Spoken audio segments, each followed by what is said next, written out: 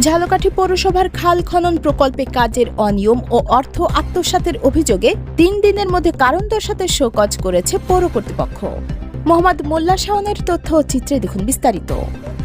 পৌরসভার নোটিশ অনুযায়ী ২০২৪-২৫ অর্থ বছরের আওতায় ৭টি খালের কোনোটি সম্পূর্ণ খনন হয়নি।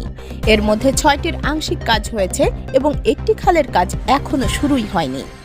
অথচ ১,৩৩,০০,০০০ টাকার প্রকল্প থেকে ইতোমধ্যে ৫২ লাখ টাকার বেশি উত্তোলন করা হয়েছে। স্থানীয়দের অভিযোগ, খাল খননের নামে কোটি টাকা আত্মসাৎ করা হয়েছে।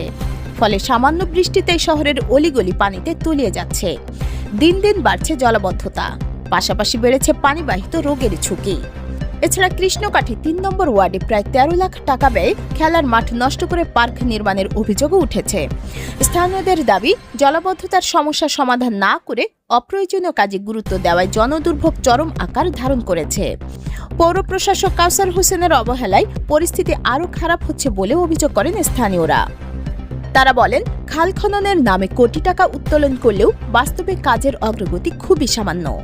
উপজেলার সামনে কবিরাজবাড়ি, চানকাঠি চৌমাথা, জাল্লাবাড়ি, ফকিরবাড়ি, রূপনগর, বাঁশপট্টি, ফরিদপুর পট্টি ও ডাক্তারপট্টি খালসহ বিভিন্ন এলাকায় খাল খননের নামে অর্থ আত্মসাতের অভিযোগ উঠেছে।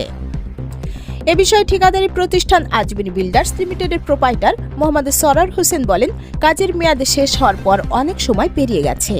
বর্তমানে খালের অবস্থা এমন যে কাজ করা সম্ভব নয়। যতটুকু কাজ করেছি ততটুকুর বিল নিয়েছি।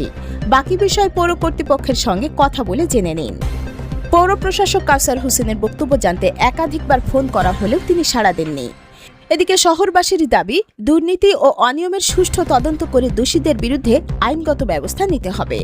পাশাপাশি বর্তমান পৌর প্রশাসককে অপসারণ করে স্বচ্ছ ও জবাবদিহিমূলক প্রশাসন নিশ্চিত করার আহ্বান জানিয়েছেন পৌরবাসী।